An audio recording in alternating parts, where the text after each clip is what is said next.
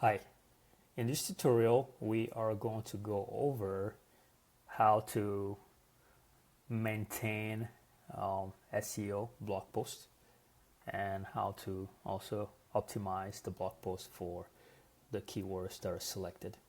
So we purchased a plugin specifically. The Army Fight Team purchased this plugin specifically for that purpose.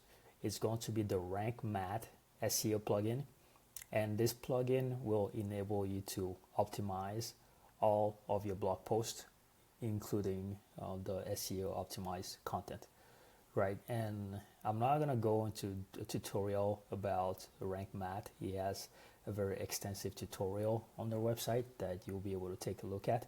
But basically, the main features that we're currently using here that are paid for are the 404 monitor. So this tells you whenever a page is no longer available, but it's still, showing up in search engines. This helps you analyze and read content in advanced custom fields, which we created on some of the pages. So this allows you to kind of monitor that, and it reads the content there and lets you know if there is any issues. The analytics is connected with Google Analytics to be able to give you data on different keywords, and this enables you to have your SEO images optimized. The instant indexing directly notifies search engines like Bing and Google that the new pages have been added to the site, updated, removed, or were submitted manually.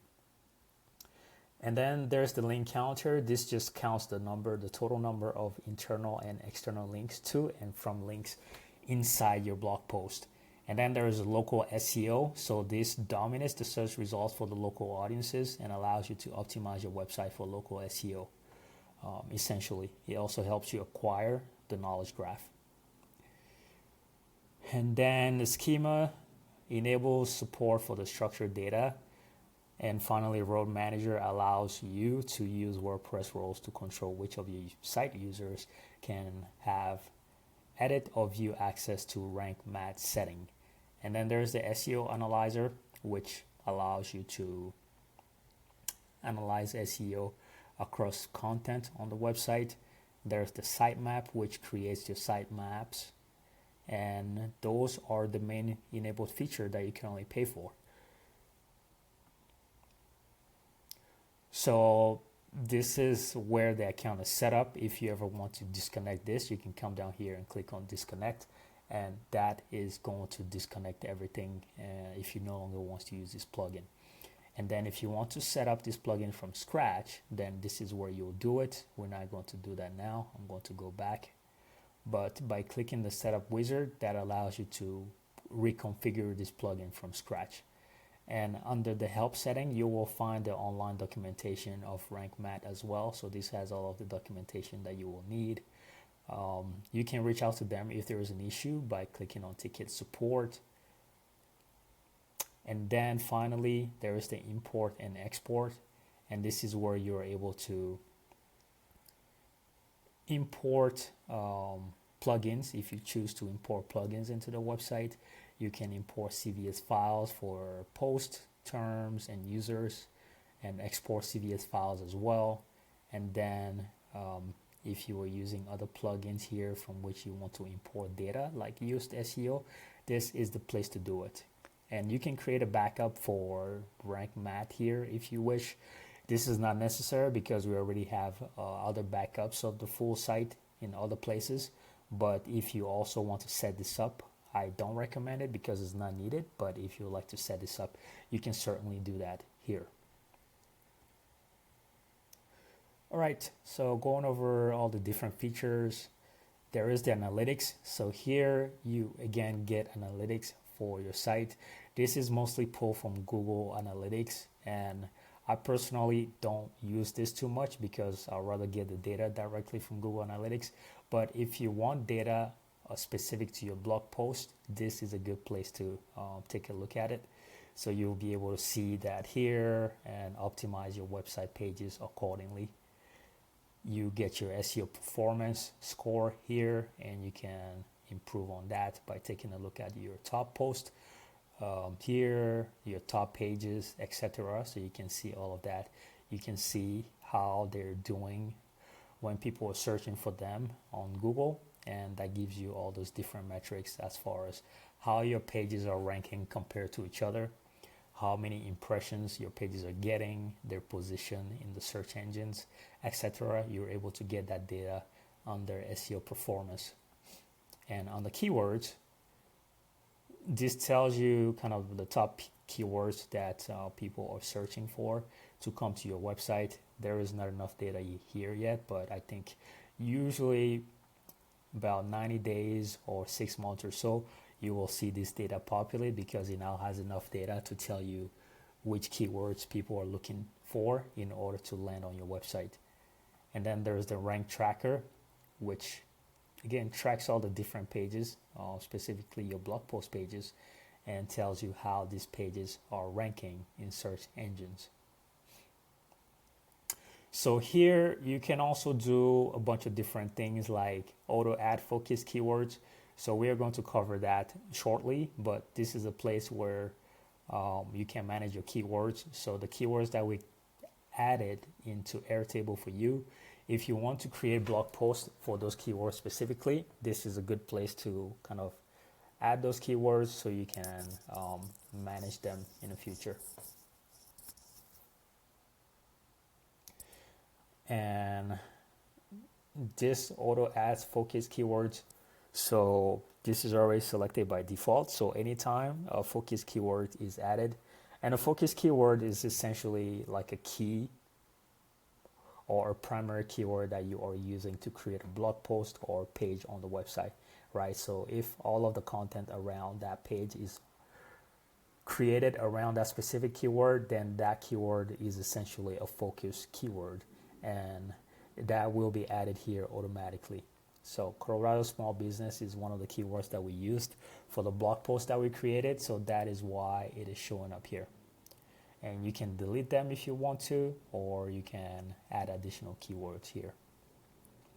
They only allow you to track up to 1,000 keywords, so you want to be really careful which keywords you're tracking. And over time, as you start seeing more data here, like the impressions, the clicks, and the positions, then you will be able to kind of determine which keywords are more important and which keywords you should get rid of. And this is just the index status. So whenever a page is created, we want that page to be indexed in Google, and that's how Google knows that your website has a new page, and it will show that page to people who are searching for a specific keyword. So here it will tell you how many pages have been submitted and indexed so far.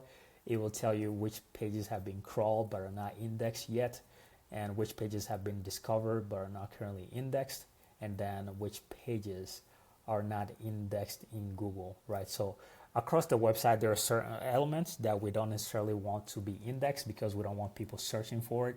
So it pulls that data here too, so you shouldn't really pay too much attention to that. But it's also going to tell you which of these pages are which.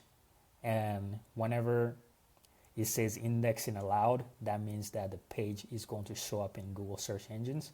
And you can come down here and check this off, or if you want a certain page to be indexed, then you can click on this to index the page as you wish. So there are a lot of pages here. There's 27 pages. Each of these pages has 25 pieces of content. So there's a total of 661 pages that you can go through to check whether they have been indexed or not. So you can do all of that there.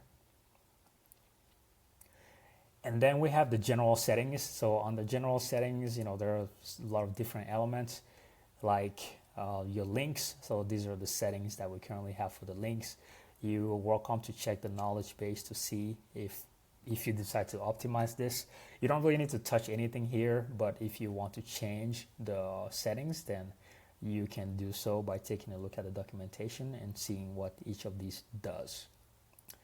You have your breadcrumbs, your image settings, your webmaster tools, real robot settings, which we set up here so that certain pages are not showing up in the search engines. There are other settings here like headless CMS support, which we don't have. So everything here is already configured the way it should be configured. So you do not really want to touch any of these. But if there are some additional settings that functions that you want to set up, then you can certainly do that. On the title and meta, these are additional titles for your website setup. So this is where we configure your open graph now. So anytime we use your link in Slack and this pops up, this is where this is set up. And we've configured your post to show up in a certain way. So this is where all of that is configured. And again, there is more details in the documentation that you can take a look at for how to set up this particular page. And then the sitemap settings is going to be here. And this covers all your sitemap indexing, which is at the bottom of your website. All of that is set up on this page. The instant indexing that we talked about is here. So anytime there's a new page and you want to index it right away, you can come down here and enter the link and you will be able to index that page. But this is done automatically. So again, you don't really need to touch this unless there is like an urgent page that you need to index. This is going to be done usually within a day or two or even a week, but you typically don't need to touch this as it does it automatically whenever a page is set up. For schema templates, there's really nothing here, so we don't need to worry about that. The role manager is where you set up all the different roles for people. Whenever somebody accesses the website and you want them to access rank math SEO as well, this is all the things that they're going to have access to depending on what their roles are. So the admin sees everything. The editor sees a few things here that are checked off, and you can add additional checks for the editor if you want to. The author sees a few things here as well. The contributor and the subscribers do not see anything. We typically do not want them to see any of these. So again, these features are like the standard, but if you want to configure them in a different way, this is where you'll be able to do so. And the 404 monitor just monitors pages that are no longer available but shows up in a search engine and people are still clicking on them. So it's going to kind of gather all of that in here, and it's going to tell Google that these pages no longer exist, and then Google is going to remove them from the search engines. So it does that automatically. You don't need to do anything here either. The SEO analyzer is a feature that analyzes your SEO across the entire site. So it's going to tell you what passed the test, what failed the test, and you may want to take a look at these sometimes to see what the issue is. There are some pages here that do not have focused keywords, so you may want to go to all those different pages and add a focused keyword to those pages or posts, which we'll cover shortly on how to add focused keyword to the pages. The open graph meta description tags are missing, so that's something that can be fixed as well. So some of these performance issues don't need to be touched, because when you start to minify the CSS, that will actually impact how the website works, and you might start to run into issues, right? So when it comes to the performance, we usually want to leave it as it is, unless there is something specific that you feel needs to be fixed. A lot of these are coming directly from the plugins that are installed on the website, so it will tell you like what the URL is, and we see here that this is from the multilingual plugin. So this is coming from the plugin code, which we can't really do anything about. So it's best to just leave these as they are. And whenever these plugins get an update, sometimes these are going to disappear by themselves. But yeah, this is where you can come and take a look at potential issues for the website and fix those potential issues. You can also analyze your competitor by coming down to the competitor analyzer, entering your competitor website URL here and then clicking the start audit, and that is going to analyze your competitor and give you some stats as far as how they're doing when it comes to SEO and how they compare to you. And then for the status and tools, these are different tools here that allow you to essentially, let's say you want to roll back to a previous version of RankMath, you're able to do that here.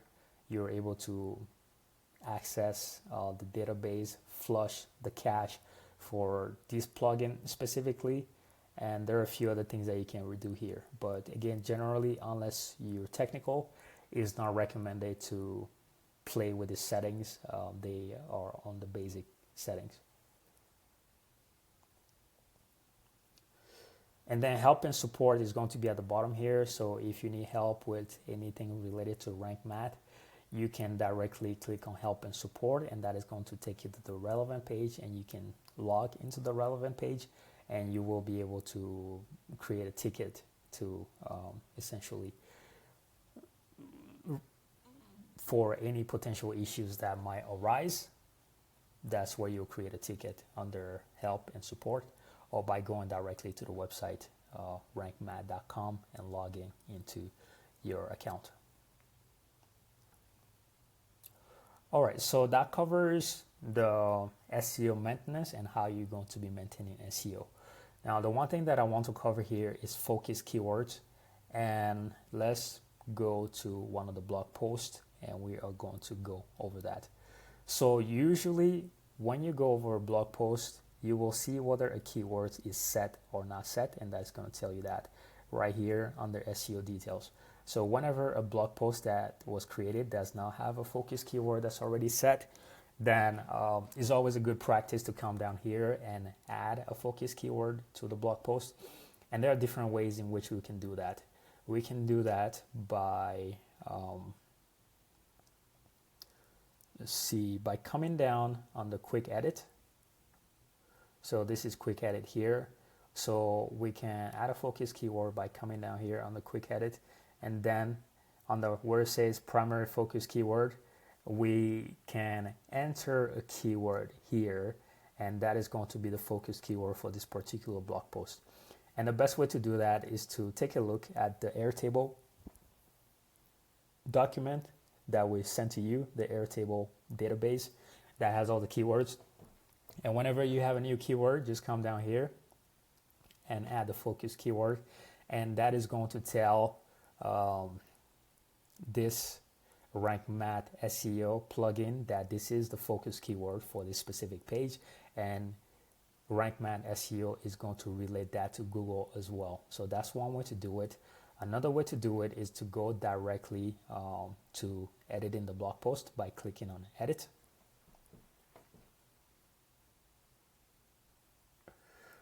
And when you click on edit, it's going to open up the editor, and then what we will want to do is look for the RankMath plugin, which should be somewhere on this page. I believe it's usually going to be here. So it tells you the plugin, and then if you want to open it up, you click that. So it's the three dots here under options, and then you just want to check RankMath here every time you open it up, and it's going to give you all the things that you need to do to optimize the SEO for this page specifically. So this page is Denver Support Program for Low-Income Entrepreneurs. We will come to the Airtable and we are going to look for that keyword, right? So the one that we have is Denver Support Program for Low-Income Entrepreneurs.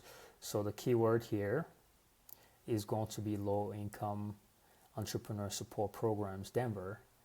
And what we will want to do is add that to focus keyword. And once we add that, then it is going to give us all the details in terms of what we need to know to potentially optimize this blog post, right? But one thing to keep in mind is that most of the time you don't need to do all of these in order for the blog post to rank properly. So, and sometimes even doing this could be detrimental to your SEO.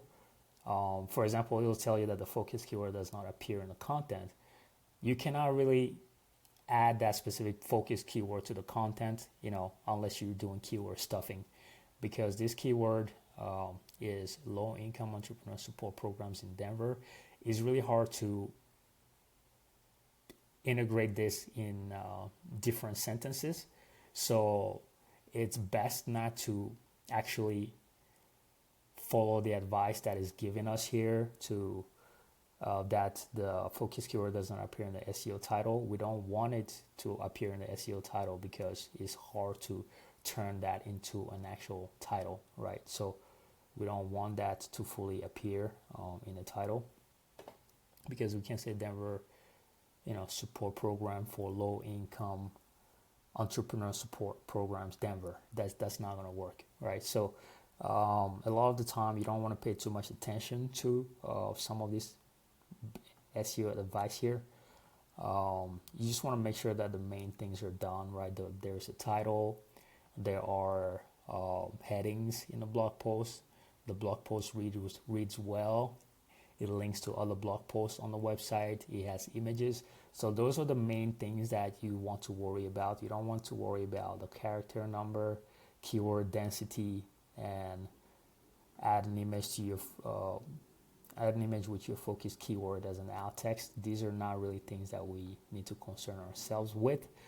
This can be optimized over time, but it just is very complicated, especially when the keyword, it's not like a straightforward keyword that can be optimized as easily. So that's one thing to keep in mind. Again, all of this should be in the documentation, and there might be some additional SEO courses potentially that you may want to take in order to understand how SEO works generally.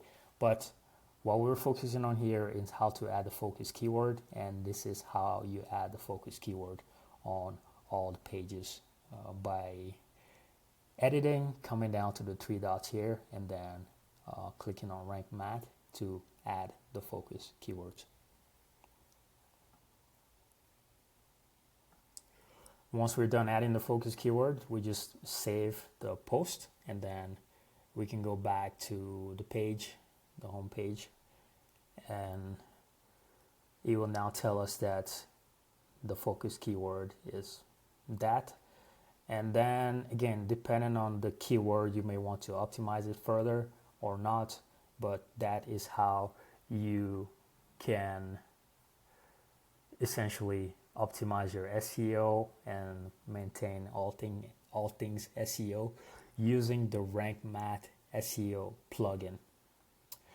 Because this is an ongoing process, we probably want some dedicated time to this often to take a look at all the different blog posts here. As you can see, there is already 551 blog posts, so this requires either dedicated time or somebody who is dedicated to this on an ongoing basis, or potentially you can work with a team to hire them to do this for you on ongoing basis. But yeah, it's kind of like a garden. You want to care for it, so you optimize it over time. You water it, and your SEO influence grows over time by taking care of your SEO and maintaining your SEO.